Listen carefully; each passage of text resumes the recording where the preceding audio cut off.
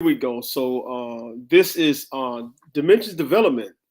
You might remember a couple of weeks ago we started back to doing our leadership things on every other Thursday, and so this is our every other Thursday. It'll be around this time at 10 o'clock um, from Dimensions Development. At one time, I had a company. I still have a company called Dimensions Family Development Center. uh, where I'm still, I think, the CEO of that company. And we dealt with leadership development, success building, business building, how to start a business, how to maintain a business, taxes. We taught all of that stuff. So haven't done that in several years. And so I was poised to go back into a leadership piece. I'm certified leadership development builder through Maxwell and a couple of other groups. But I think you learn more leadership over time. Good morning, Lizette. You learn more leadership over time. And so, after about, good morning, Pamela, close to 40 years in ministry and developing churches and building ministries and overseeing bishops and other apostles and things of that nature. Of course, myself have had several businesses, janitorial business, trucking company, two trucking companies. And now we're doing our family development center. So this is what we'll be doing every other Thursday at 10 a.m. So I don't want to prolong it because I'm not trying to be on here no 35, 45, 50 minutes, anything like that. I'm shooting for 20 minutes every other Thursday, unless I do 30. I probably will not finish what I'm saying, but we're going to get it in. And so today I want to talk about influence. Leadership is influence, nothing less, nothing more. Leadership is influence. A lot of times people look at positional leaders versus relational leaders. Relational leaders like myself will always benefit more than positional leaders, because positional leaders, people follow you because they have to. Relational leadership, people follow you because they want to. And I prefer people to follow or listen or adhere to things that I teach because they want to, not because they have to, not because I have 3 doctorate degrees. Don't follow me because of that. Follow me because it's something that I have that you desire, or something that can make you better than what you are.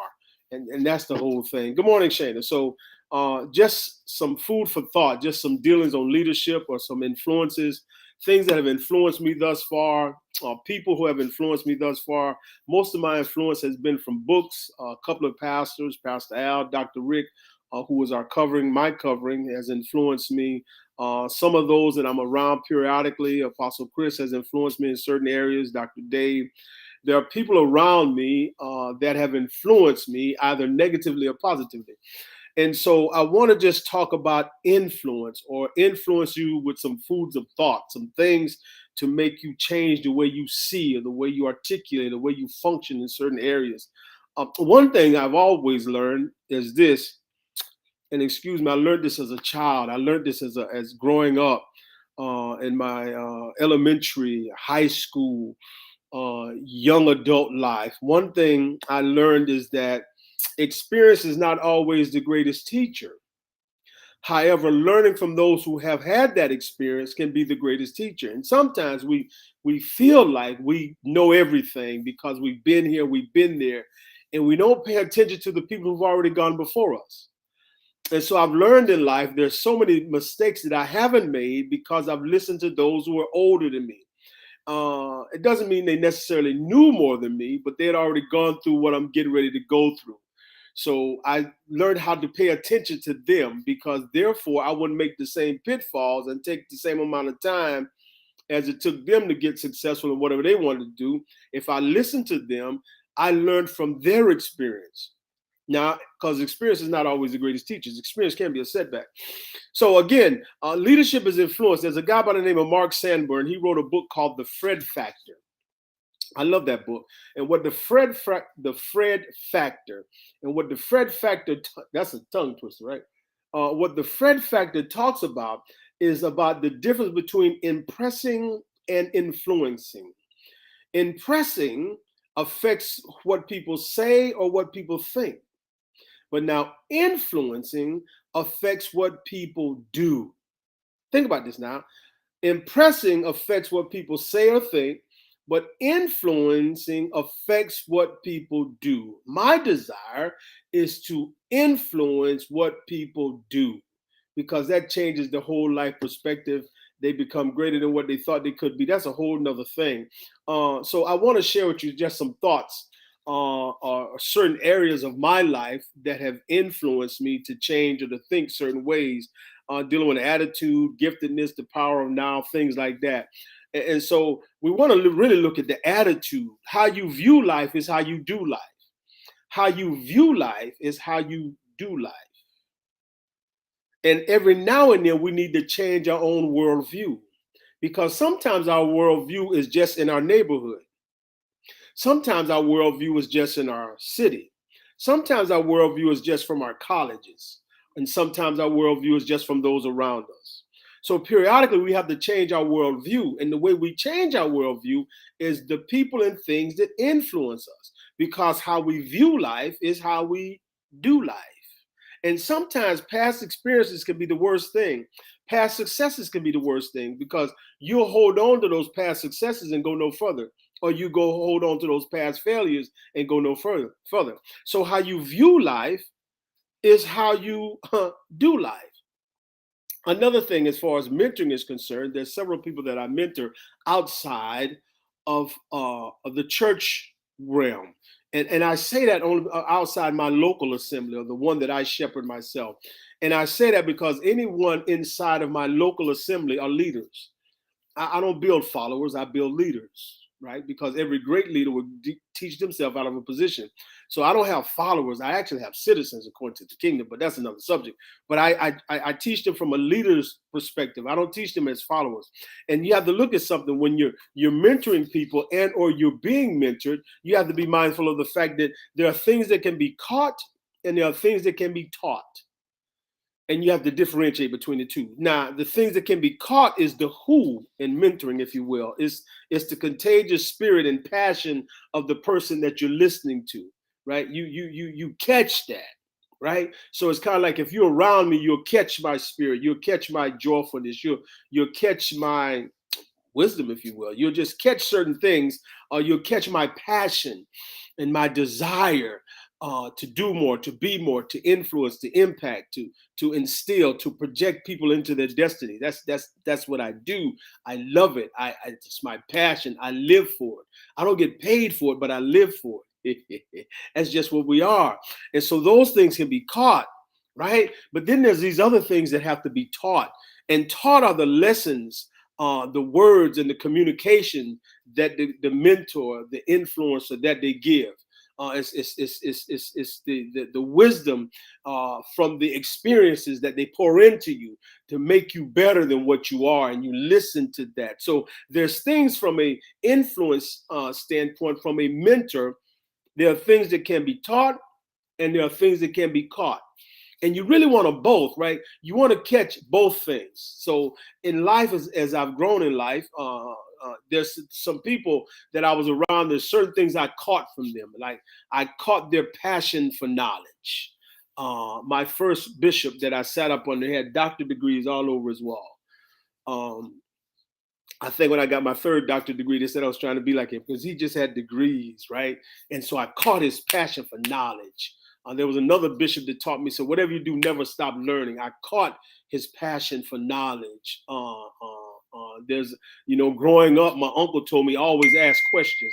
Well, what happened was I caught his passion for knowledge. And there are things that you catch in those influential times or around your mentor. But then there's also things that you are taught that are very important to you. And I share this with you because from a development side, you want to be the same way.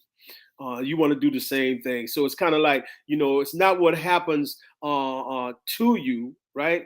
It's what happens in you. I love that one, because a lot of things happen to us, right? But the important thing is not what happens to us. The important thing is what happens in us. I think I did a ditty the other day in the reference of, we all have problems. The difference is how we deal with those problems, because we all have problems. Everybody has problems. You know, there's a late payment every now and then. Everybody has a past due mortgage payment every now and then. Everybody has a late car note or something every now and then. Everybody, most people have gone through a situation where all we have in the house is bread and water. Right? We've had these situations, you know what I'm saying?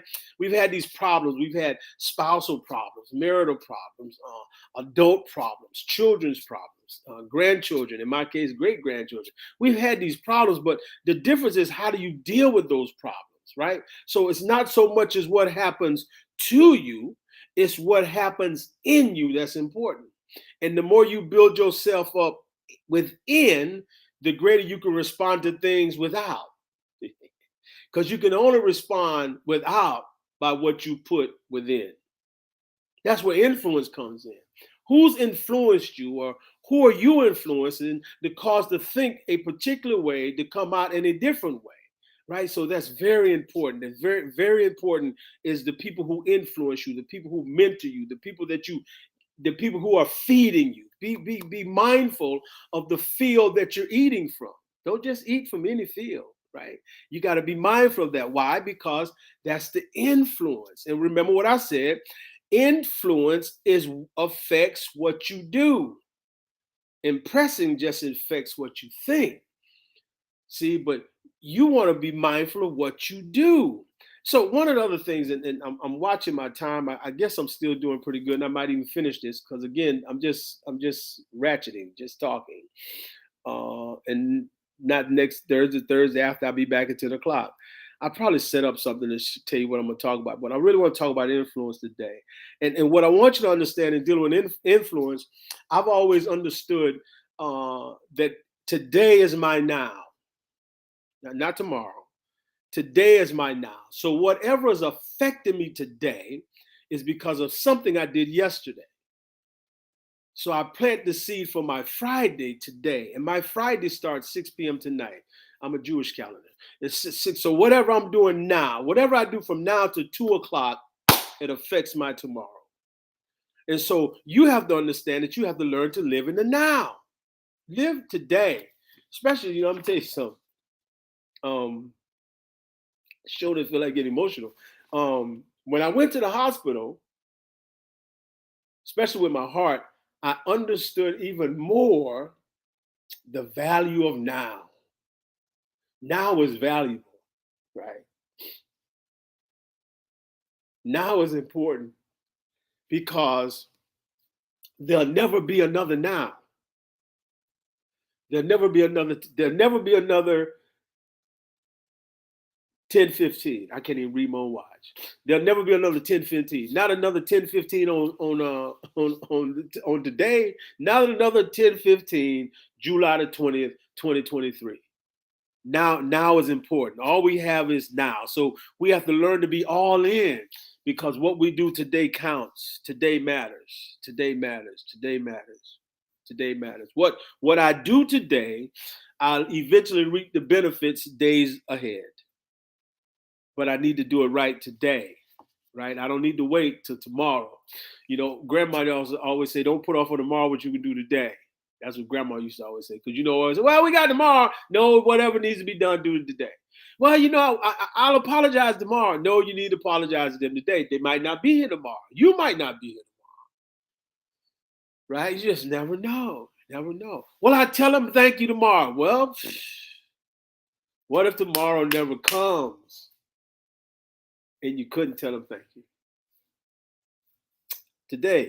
Today matters. Always be mindful of that. Today, don't put it off. Today matters. And some of the other things I like is the fact that is your giftedness. And again, I'm not trying to title this or nothing. I'm still dealing with influence because these little things will influence you to change the perspective of the way you live. Your gift is greater than you are. Now, I'm always mindful of that. Your gift. Now, some of you that are listening or have shared this or look at this later, and it's amazing. Now, if it's on my Facebook page, I can't see the remarks for some reason. I can only, for some strange reason, see the remarks that come up on Twitter or on the church's Facebook page. That's a whole nother subject, but I'll read them later. But here's something to think about. Your gift is greater than you are. Now, when I learned that, probably why I'm so crazy, right? Because when I first came into the ministry, they said a pastor, you're supposed to act a certain way, dress a certain way, be a certain way, hold your neck up, all that stuff. That's really not me. You know what I'm saying? Or they use my title. I happen to be spiritually gifted. I just happen to be. To God be the glory. I'm just, he didn't say I had to act a certain way because I was spiritually gifted. I just happen to be slightly gifted in the spirit realm. I could see some things, I could do some things, and God just blessed me with some things. But that's my gift. That's not me. That's not me. The other day I just had a conversation. Who are you? Well, they call me Doc. Well, what's your first name? Man, Antonio. Well, what is the church? Well, that's my gift. And periodically we allow our gifts to override us, right? Some people are gifted, they're gifted with social media, they're gifted in counseling, or they're gifted in administration. Their gifts are always great. In other words, people will applaud things, but you have to be mindful of they're not applauding you, they're applauding your gift, right? Because very few people really get to know you. So they're gonna always be acknowledging your gift.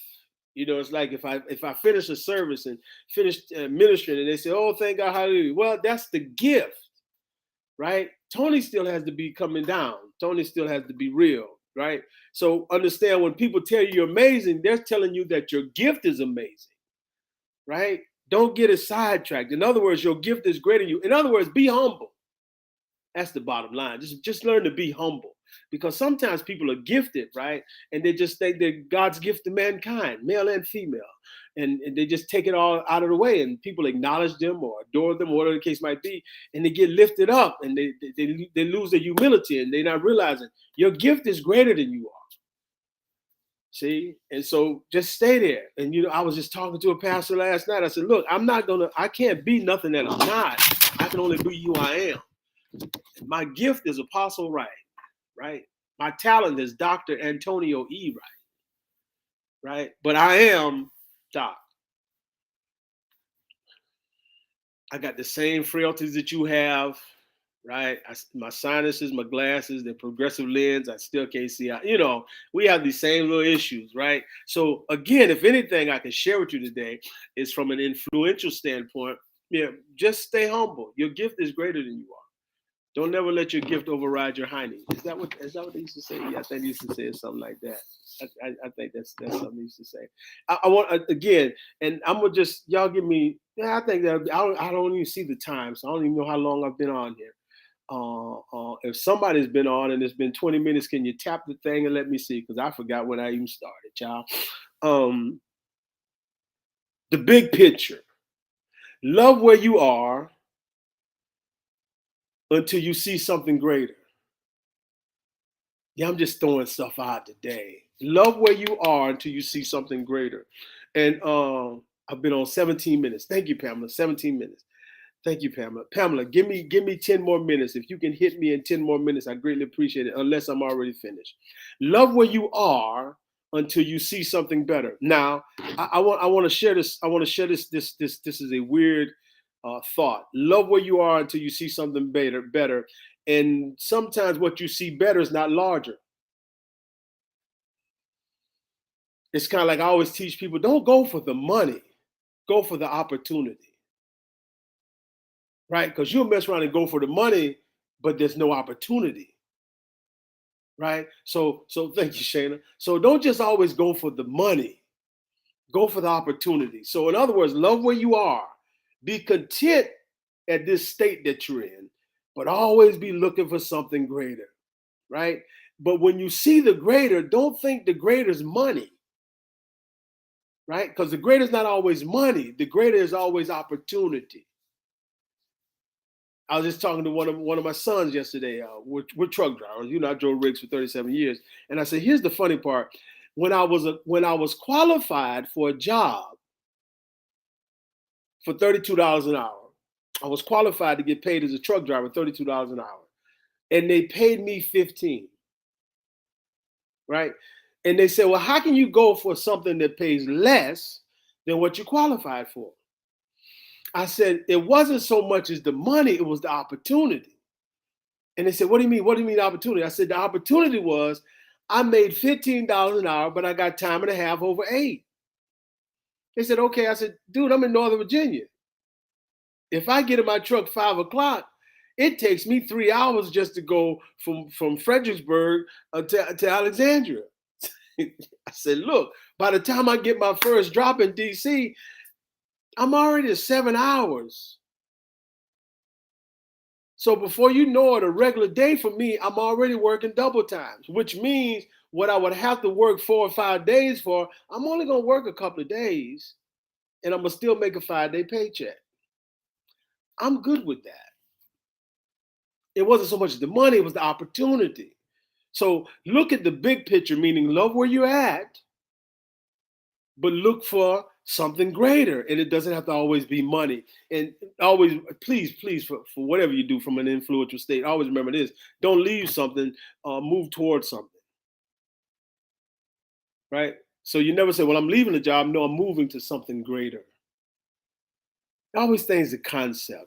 It's just the way we think of things is great. Now, if I'm not mistaken, me and Pastor Marvin, if I'm not mistaken, Pastor Marvin has me and Deacon Gary, my adjutant, my assistant. We're doing something as far as role play or something of that nature. That's not the word I'm looking for. We're doing something in reference to servanthood. And he wants me and Deacon Gary, my adjutant, my assistant, to be on at the same time to teach about servanthood. And here's what I look at from an influential state of mind. And I'm gonna share this about 2 people that are very close to me. Deacon Gary is or people in your life that might be, if you don't know Deacon Gary, I'm gonna share with you. It's like the Elijah and Elisha syndrome. Elisha followed Elijah. And everywhere that Elijah went, Elijah followed. It's a service attitude. Whatever Elisha needed, Elijah gave it to him. He was his servant. And then when Elisha left, or the Spirit of the Lord called him away, the mantle that rested upon him fell upon Elisha. Now, the only studying that Elisha did was following Elisha. We could say Elisha, Elijah. One is SHA and one is JAH. So Elisha, still Elijah, but the SA, he followed the JA. Clean that up. But you know what I'm saying. And so what happened was, what was upon him came upon him. You have to monitor those that you sit up under, that you rest up under. Those that are pouring into you. And always be mindful.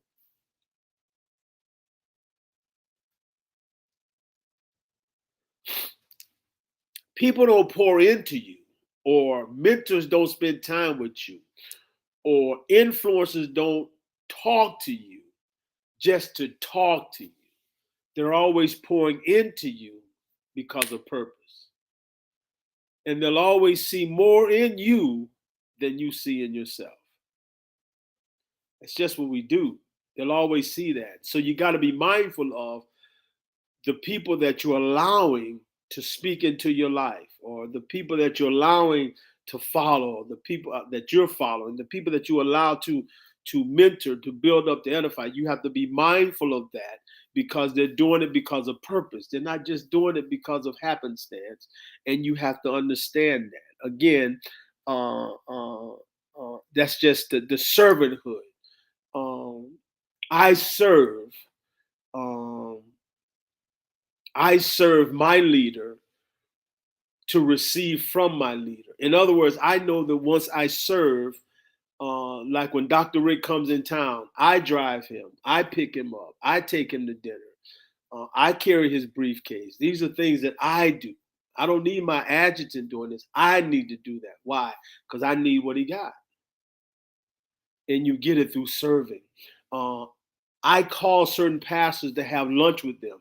I pay for their lunch. I tip. Why? Because I'm receiving from them. I'm spending time with them because I need to get to know them. I want to get to know them because I need to hear what they're saying, right? And I need to be privy of that. And sometimes we miss that. We miss that because we want to take, but we don't want to give. And so I've come to the point to where anytime, like if I need to know something, there's a particular pastor and he's doing this, doing that, I want to know what's going on. Well, I say, yo, can we go to lunch? Oh yeah, fine, Doc, we can go to lunch. Appreciate it. And we're gonna sit there and I'm gonna talk. I'm gonna have my notebooks and I'm gonna receive. I'm gonna eat. I'm gonna eat. I'm gonna eat. I'm gonna eat. I'm gonna eat. Then when lunch is over, I'm paying for the meal. Right? Then periodically I sow. Why? Because I need to grow. Why? Because I need that influence. I need that wisdom. And so a lot of times we miss that. We miss that point. We miss that point. And I share this again because this is what we do. I believe it's more important for me to develop leaders because leaders multiply. It's easy to develop followers. They just add, but leaders multiply. So I need to develop people around me to be greater leaders because then they'll multiply this same thing around others. Something way off the subject of influence is and then I get out of here. Something on the whole other side, but it's still influence. You need to have income 3 ways. Income needs to come in 3 ways. Actually, it should come in 6, a minimum of 3. But you need to get to a place where you have 3 streams of income, and they have to be active and passive. Both ways, active and passive. If you got a job, that's active. If you're investing, that's passive. Three streams of income. Now, of course, you already know how I am. Anything that touches my hand, double portion. There you go, Shayna. Anything that touches my hand is gone. So when people sow into my life, if I get a gift from somebody, it's $50, then $30 is gone. It's just, I'm tithing. Any amount of income, any check that comes into my hand, I'm paying my 10% or whatever I give. I sow into my covering. That's just, it's once you get the cycle going, you can't stop the cycle. Once the cycle is going, you can have 0 in your account. I mean, literally 0 in your account. Like you can have a negative balance in your account. And all of a sudden, here it comes. The floodgates come in. Just comes in. 5 streams. That's my girl right there. The floodgates just come in. You got it. You got to do it. You got to do it. Once it hits your hand, go. Once it hits your hand, go. If you contemplate and wait on it, then you got to miss it. We ain't got time to miss. So here's, and I'm gonna leave you guys with that, and I'm gonna do this part right here. So basically, if anyone has influenced you, has built you up, has strengthened you, has projected you into your destiny, if they put any influence in your life, always be willing to show them your appreciation and your gratitude. I think that's people always say, well, I love you, I care for you. Well, I don't know. If you never tell me you love me, I don't know you love me. If you never tell me you care for me, I don't. I'm not that holy. So I'm constantly trying to let people know I love you, I care about you, I appreciate you. Anything I can do, I'm gonna do it for you. That's genuine. Because again, from an influencer standpoint, people don't care how much you know. People want to know how much you care, and people know when you're phony, right? They know when you're phony. They know when you're just doing something to get something, and it shouldn't be. You shouldn't do something to get something. You should do stuff for people because you love them. You should influence people because you love them. You should share, build up, edify, strengthen people because you love them and you care genuinely for their benefit. Now, they're not going to always like some of the answers you give them because, some people don't like to be told it wrong. They still ain't figured it out. But anyway, I encourage you today to be an influencer. Now, something else I want to encourage you to do. Invest in people and resources to enrich your life. Listen to how I said that now. Invest in people and also in resources that will enrich and improve your life. Anybody that knows me, the first thing when they first ask a question, what are you going to do today? Well, why are we going to ask Doc that? You're going to study. I'm going to invest in stuff to enrich, build up, and edify my life. And I'm going to also invest in people that can enrich and influence my life to make me better. That's what we do. That's how our influencers work. And I pray that I've influenced you today to do something better with your life and or to make a better step and or to compound on something that you're already doing that's great. Above all, I just pray that I've influenced you to be the greater person that the Father has called you to be. Hey, look, appreciate you. This is Dimensions Development. I'm the Doc. See you Thursday after next. Peace.